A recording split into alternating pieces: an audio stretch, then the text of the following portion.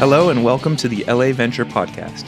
We are David Waxman and Minnie Ingersoll, partners and investors at TenOneTen.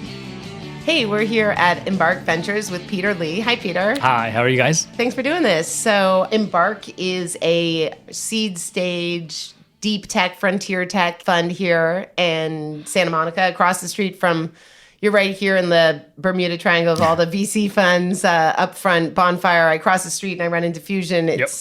So anyways, it's fun to be in your beautiful office and to get a chance to talk to you. Great, love to be here. Great to see you, Peter. You too. You guys have known each other a while. So I'm probably interested in hearing more about your background because I think you guys have probably crossed paths more over the years. Yeah. So I've been in LA VC now for 12 plus years, but it might be helpful to hear my story just because it delves into what our fund does. So early on, my dad was a professor, PhD, and I actually thought I was going to go down that route. So I went to MIT, did my undergrad and master's. My thesis was in robotics. And I summered at Los Alamos National Lab doing robotics. So I was heavily down the research path. What is your dad professor of? Nuclear chemistry. Cool. Yeah. And so I applied for a PhD at MIT, got in, but this was in the late 90s when the internet boom was going crazy. And so I was like, well, maybe I'll work for a couple of years first before diving right in. So I deferred my PhD, ended up joining a startup. I was second employee, still working out of the founder's dorm room, no funding. And after 3.5 years, we'd raised $50 million in capital, grew to over 120 people, and had the most amazing experience in a startup. So I was doing a lot of ultrasound and optics work, hardware design, went to China a couple of times to set up manufacturing, and got to deliver a product from a PowerPoint stage through selling millions of dollars worth through Best Buy, Office Max, Staples. The fast-paced environment was amazing. The amount of learning and authority and responsibility you're given at the age that I was sort of vastly beyond what I would got in a large company. And so I ended up dropping out of the PhD. I decided to go to business school instead, just because I had a lot more interest in not just the engineering development, but also learning product management and sort of general strategy. So that sent me down a different path. Summered at Microsoft, went to McKinsey for a couple of years, really missed the startup experience. So I went after McKinsey, I left to join another startup. And then after that company was acquired, I got into venture capital. And was that Baroda Ventures? No. So I actually started at a firm called Clearstone Venture Partners, which has morphed in some ways to March Capital. So two of the partners from Clearstone left to found March. But back in the day, there were half a dozen venture funds, I think none of which really exist now, at least in the same name or form. So there was Clearstone and Palomar and Zone Ventures and GRP, which became Upfront. Yeah, so that was probably the one that's the most consistent. But in terms of the partner profile then versus now, it's almost completely changed over, except for Eve, I believe. Yeah, I think I think that's right. When did you move over to Baroda? Because when I met you, that's where you were the lead and pretty much only GP there. Right. So the Baroda story, I'd been in LA doing venture for a couple of years, and I met David Bonnet, who is a very prolific angel investor. He's most famous for founding GeoCities. So back in the late 90s, internet boom, he founded GeoCities, took it public, and then Yahoo acquired the company for, I think, like $4 billion. So he became an angel investor. Was doing a lot of investments in the LA local scene. He'd built GeoCities here. He went to USC. And so when I met him, we were just chatting about his own involvement in venture and what I was doing. And after a couple of lunches, we were brainstorming about where the opportunities lie. And he invited me to come and run a seed fund for him.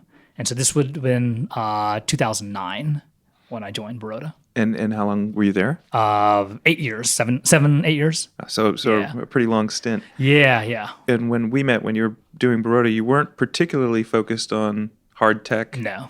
Yeah. So if you rewind back to when I was doing venture in LA through, I'd say, the last couple of years, the venture scene in LA was very, very small at the time. And it was very hard for a fund based in LA to be too vertically focused. You had to do pretty much everything, be a generalist if you wanted to make the vast majority of your investments in LA. And so we did consumer web and SaaS and tech and e-commerce and ad tech, so anything under the sun. Fast forward to today, the LA ecosystem has grown tremendously. And when I met my partner at Embark, Yipeng, we both felt like there was an opportunity that was unmet in LA, where there's a lot of funds, a lot of growth, a lot of great startups. But in terms of the hard tech areas, so areas like robotics, manufacturing, material science, there was almost no capital, especially early stage, that was willing to make investments, especially pre-product in LA. And where are those founders coming from down here? Where do you? What's the genesis of these companies that are doing more frontier tech kind of things? And this is the other place where we felt like the opportunity was. It wasn't just that there weren't funders, but if you think about Southern California broadly, you have amazing research institutions from Caltech, all the UCs, UC Santa Barbara, UCLA, down to UC San Diego. And then a lot of the aerospace and defense industry is down here. So you have the Northrops and Raytheons. And then in San Diego, you have Qualcomm. And then more recently, obviously, you have SpaceX. And so there's a lot of very strong technical talent, but less entrepreneurs who are spinning companies doing hard tech. And part of that we feel like was because there was lack of capital. And so when we started to talk to entrepreneurs in the area who were interested in doing hard tech companies, what we consistently heard was we have to pitch the Bay Area because those are the only investors who are willing to write checks. And generally, especially if you're early, the response was, why don't you move up to the Bay Area and we'll consider it? Or come back to us in the next round. And so we just felt like that capital source for people who wanted to stay in Southern California was not available. There's a lot of bio in San Diego. Did you do that at all? Initially, when we started the fund, we stayed away from it. More recently, my partner Ipeng has been spending a little bit more time in bio. So we won't do pure therapeutics, like new drug discovery. But I think our interest lies more in applying some of the AI machine learning to other industries, specifically bio. And so we're looking at some med devices, but also business models where you can advance like synthetic biology and biology based on some of the new technologies. Which I think is kind of a good, just give us the basics of Embark again. So you're seed and pre-seed. Right. Some of these people have products, some maybe don't have products, but they've done the research. Yeah. Tell me where you come in. Yeah. So the profile of Embark, we're a $45 million fund. We invest, again, pre-seed and seed, as you mentioned. Our distinction, maybe differs from other people. Almost everything we do is pre-product launch. And so I think out of the 15 companies we've invested in, 14 were pre-product. And so we're always early. Our distinction is when we do a typical seed investment for us, generally there is a very strong technical founder as well as a business founder, and those could be CTO, CEO, with probably a significant amount of technology development already gone into the company. And they're looking to get to first product. And so the distinction for us is we don't invest in scientific risk. And so if there's pure science you're still trying to figure out, that's better for NSF in a laboratory at a university. But once the core science has been figured out, and now you're translating that to building a product, applying engineering to actually deliver a product, we would like to enter at that stage. So most of the companies on our round of financing, which is generally the first institutional round, we want them to get to first product, first customer. Oftentimes the difference between science, or the first step between science and a product, is the ability to scale what's happened in the lab to something that's production scale. Will you take that risk? Yeah, I mean, I would actually say that is part of the science, difference between science and engineering. And so if they're still trying to understand the phenomenon or how to make whatever they're building replicatable, I think they still need to do more science homework, if you will. Once they have a repeatable process, they understand the science behind it, then taking that to manufacturing and scale, it becomes a risk that we're willing to take. I'm super interested in the science interface, if you will, because I don't think most of the people that we've been talking to have as much interface with the university system or with NSFs of the world. Yep. Can you tell me a little bit about non-dilutive funding if people are getting SBIRs or what you run up against there? Yeah. So a lot of the companies, especially coming out of university, will raise a significant amount of non-dilutive capital. And so we love that just because it, what's not more to capital, We all love it. extends runway. Obviously, they're very focused on what they can do with it. So you have to make sure it aligns with what the company is doing. But I think it's a great way to extend runway, especially when there's a lot of questions. And how significant, when you talk about significant non-dilutive funding, how significant is it? I have run up against SBIRs. It's the only sort of place that... Is that the most common? Is that one of the more common areas? Yeah, oftentimes it comes from NSF grants, and generally you're looking at $250,000 in first phase, growing to $1 million plus in later phases. Really? And so oftentimes you can find companies that have raised $1 to $2+ million in non-dilutive before we even either enter or alongside our financing. How about, as some people know, I live across the street from Caltech, so I'm always interested in, how about the sort of incubation type programs, I-Core being one? Yeah. Do you recommend those? Do you look at companies coming out of those programs? Right. And this delves into what our version of pre-seed. So I'll address that and then get into the I-Core program. So for us, our version of pre-seed, because it's still early, still pre-product, is oftentimes we'll find a technical only founder. And they have a technology, they want to build a company off of it, but maybe they're not so far along to have recruited an experienced CEO or business co-founder. And so we see an opportunity to invest a smaller amount of capital to get them to maybe a prototype demo stage where they can then bring on maybe a business CEO or business co-founder. And so that's our version of pre-seed. It's a little bit earlier, but we see enough of those opportunities that we feel like it's an opportunity. In terms of the NSF I-Core, the big challenge of dealing with scientists, engineers is most of them spent their entire life in the lab. And they've never built a product to, for customers and commercialize anything. So, but they know their technology very, very well. And so the NSF I-Core, what we like about it is, I believe part of the program is they force you to have like 100 or 200 customer meetings. And it gets scientists who have this idea of what their product or technology is to go out and talk to customers. And they actually learn what is critical versus not critical, because scientists, they love their technology, even though they don't necessarily know how best to go to market. They might look for a small opportunity and it ends up being a market that just isn't interesting from a venture scale perspective. And then oftentimes they're so enamored with the technology that the market only needs a certain amount of sort of advancement. And maybe they can do 10 times better than that. But if the market doesn't need it, it's sort of useless. How important is IP when you're looking at these? Yeah, I mean, IP as in patents. I think it's helpful, but it's not sufficient in a way. So when we get into a company, we definitely like companies that have more defensible proprietary technology at its core. And our definition of it, because does that mean they have a patent or not? It's more of we use a lens of, if there is a smart team of engineers who generally know the market you're in, could they go in after hearing what you're doing or seeing a demo and replicate it in under a year? And our view is, if they can do that, it's probably not defensible enough. So for us, IP and defensibility is more around how easy is it to replicate and how much competition there will be. For us, we're less sort of set on having to have patents. I think it's more important later on down the line when you have M&A. A lot of corporations really like to have a patent portfolio as assurance that there's more defensibility there. But for us, it really is more around, do they have a head start versus competition? That makes a lot of sense. The potential acquirer might pay more for IP. So do you work with the tech transfer offices, and not just around the IP, but if I'm spinning out of a lab, do I still get access to the university equipment, or is that part of what the tech transfer does? Yeah, so we've had some dealings with tech transfer. A lot of times they're more reactive to what the entrepreneur wants. And so if an entrepreneur really wants to spin something out, hopefully you have more sophisticated tech transfer offices. So obviously, Stanford and MIT are really, really sophisticated. They know how to work with companies, and they do a great job. Some of the other universities, I think, are working their way to get better.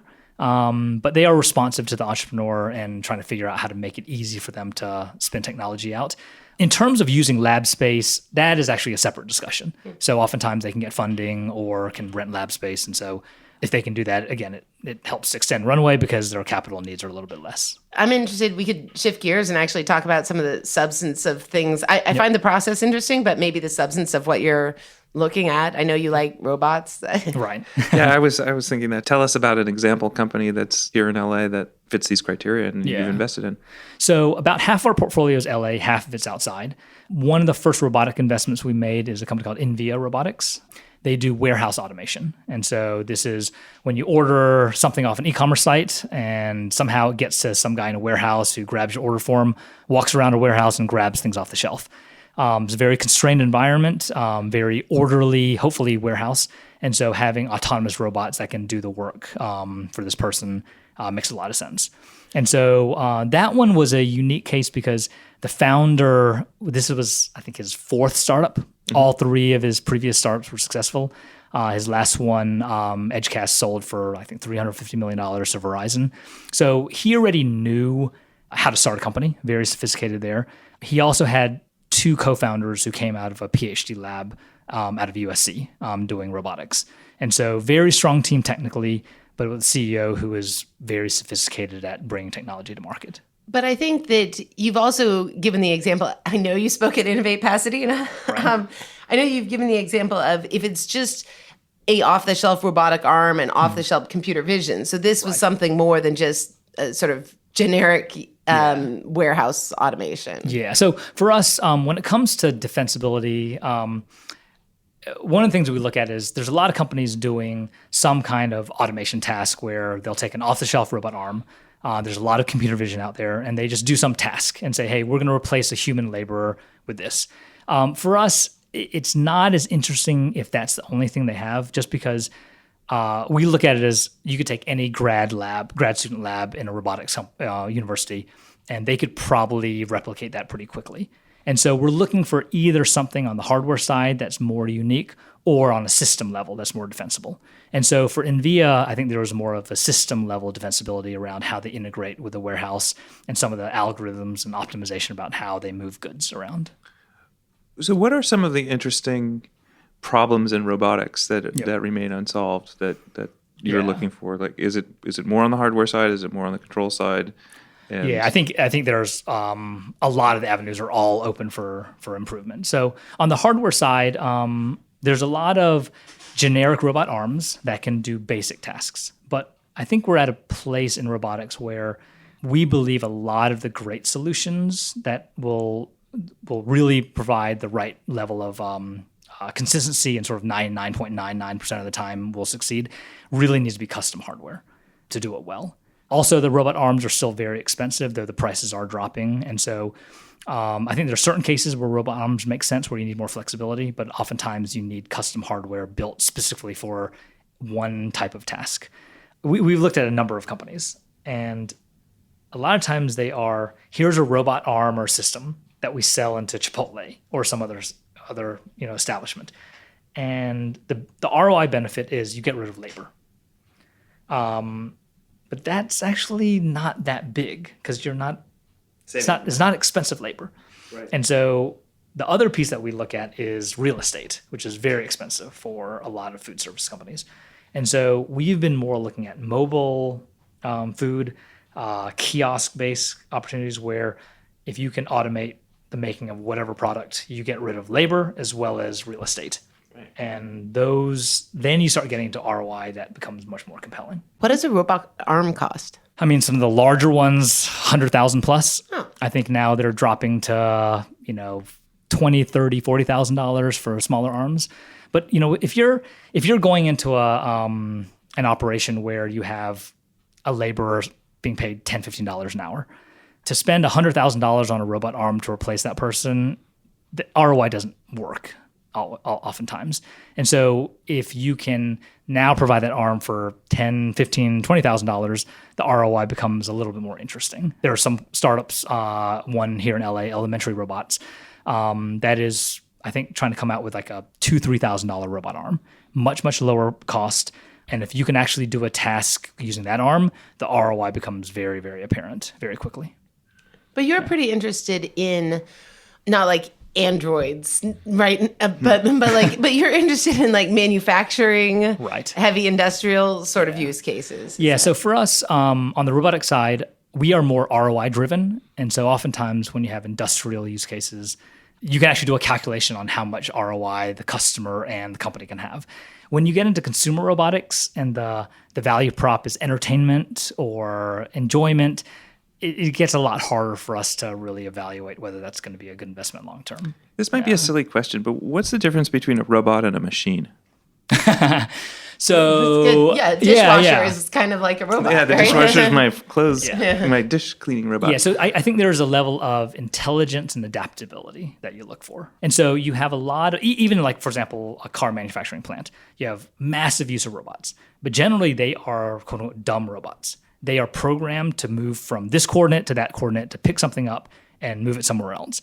But they don't learn, they don't adapt. And so if anything changes in the assembly line, it breaks down because they don't adjust to the environment. And so for us, that is more of an automation task versus autonomy. And so we're more interested in companies where the environment might be a little bit more chaotic, and there's intelligence behind the computer vision as well as the robotics to adjust to the environment. One of the other theses we had around automation autonomy was I'm super excited about autonomous driving and having cars on the street. The problem with that is there's so many edge cases that you have to deal with. You know, the traffic light goes out and you have a traffic cop in the middle of the lane. How do you respond to that? And when there are a million different exceptions that can happen, it's very, very difficult at the stage we're at in autonomy to solve that, which is why I think you're not seeing as fast a progression of autonomy on public streets. And so for us, our thesis was to go into more constrained environments. And this is a mining field, this is a warehouse. We have another company that's entering the construction industry. And so the environments they're operating in are much more constrained. You don't have kids running across the mining field or balls rolling across the street. And so the number of edge cases is reduced a lot. And I think autonomy right now is capable of satisfying those conditions. But, you know, is it going to be 5 years or 20 years? I think there's still a lot of people who have questions on when full sort of public street autonomy is really going to be there. Because if anyone has ever lived or spent time in Boston, trying to have an autonomous car in Boston in the winter operate well is not going to be an easy task. But the drivers are so bad that the bar should be kind of low. Apologies to any Boston listeners. One funny example I remember hearing about on an autonomous car dealing with this, and this is something you deal with every day. They tried to enter a highway on an on-ramp, and the highway is totally backed up. And the autonomous vehicle, because it knows not to crash into the car, just sat on the on-ramp, and it never moved. But for any human, it's a fairly straightforward task. You know if it's busy, you can't just sit there. And so they sort of play a game of chicken where they keep edging forward until someone gives in and they stop and you're able to get in. It's a very easy task for a human to do. But to program an autonomous car to push yourself forward until someone gives up and not want to hit you is not easy to do. And so a fairly straightforward task that you experience every day, especially in LA, I think autonomous vehicles won't be able to solve that for a while. But another perhaps related area that I know you're interested in is the brain-computer interface, right? Yeah. And I guess is some of this sort of at the big picture, sort of an interesting robots and brain-computer interfaces. They're like reverse engineering humans to some degree, right? It's a pretty fascinating big picture subject. Yeah, so I haven't made any investments yet on the BCI space, but it's obviously fascinating. I'm sure people saw the Elon Musk announcement about hooking up a chip to your brain. Yeah. And, you know, for us, you know, I think it's an area that we think is fascinating to be able to get, you know, robotics and automation. And now you have human either interface or control with robotics or other systems. We still are trying to form our thesis around, you know, what the right investment is going to be, especially for a venture fund timescale. But there's a couple of ideas around sleep enhancement, lucid dreaming that we're exploring, that we're actually thinking about potentially incubating. But we'll see where that leads us. So I actually didn't follow I saw the Elon announcement, but what is BCI? I mean, there's neurons and electrons. Yeah. Can you break it down for me? Yeah, so I think the easiest thing is there's been a lot of technology to read brainwaves. That's been around forever. And so you'll hook up some device to your brain, read the brainwaves, and you can see signals coming out of it. You're able to potentially, in a sense, see their thoughts in terms of what the intentions are. And so you might have seen like a quadriplegic hooked up to some interface where they're able to move a robot arm. And so that is sort of the first stage of BCI. What's become more interesting to me is not just reading the brain waves, but then actually can you influence something back to the brain? And so using things like low electrical impulses, low power ultrasound, focused ultrasound, now you can not only read the brain waves, but you can actually potentially affect what's happening in the brain.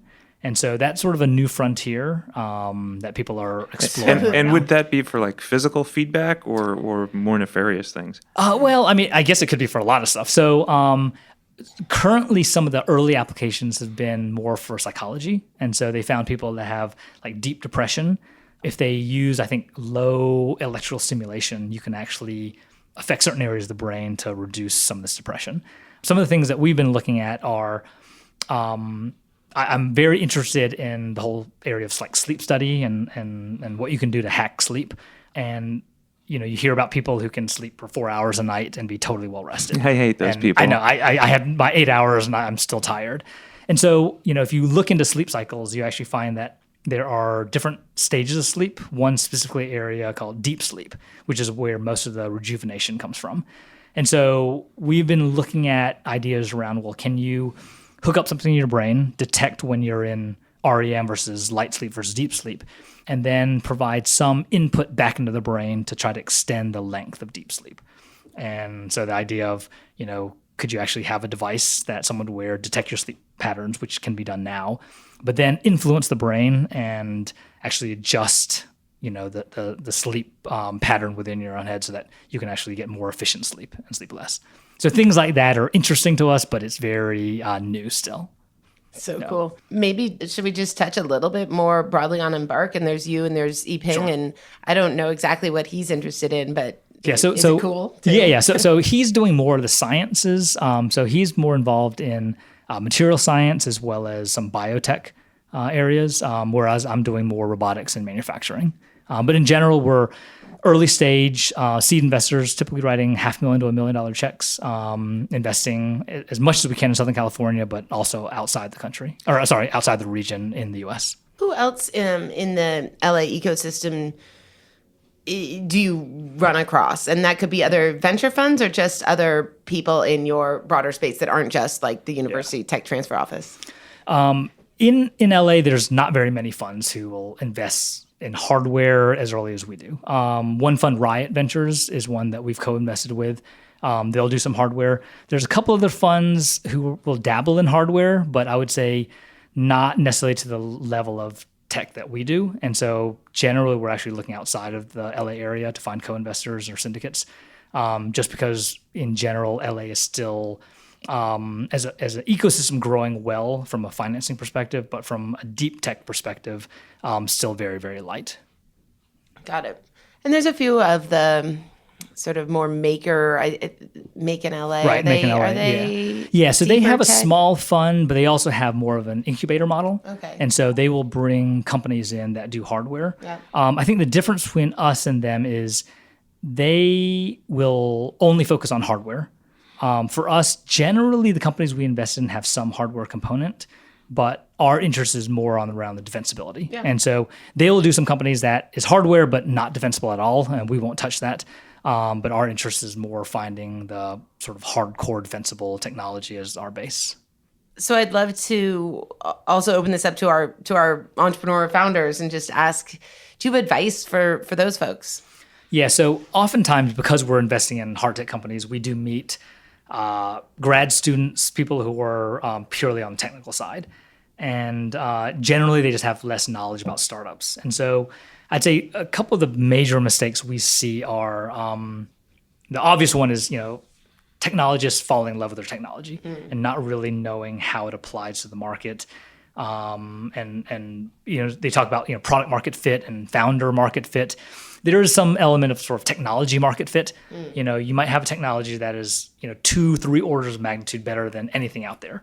But if the market doesn't need that and they only need something that's, 100% better, then you sort of overdeveloped and maybe, offering a product that isn't really as required. And so I think there's an important element of where does your technology advantage really match up with a need that no one else can solve except you?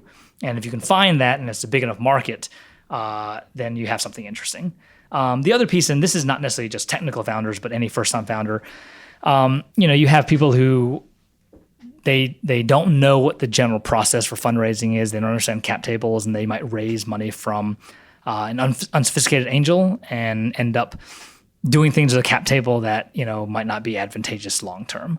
And so we just hopefully will, guide early founders to find advisors who've been in their seat before. Because oftentimes these deep tech companies just have to raise more capital, especially if there's hardware involved. It's just more expensive than a typical software company early on. Peter, it's been great to have you. It's You too. a good opportunity to catch up, and Yep. hope to see more of you. Yeah, sounds good. Thanks so much for this. Thanks, Peter. All right.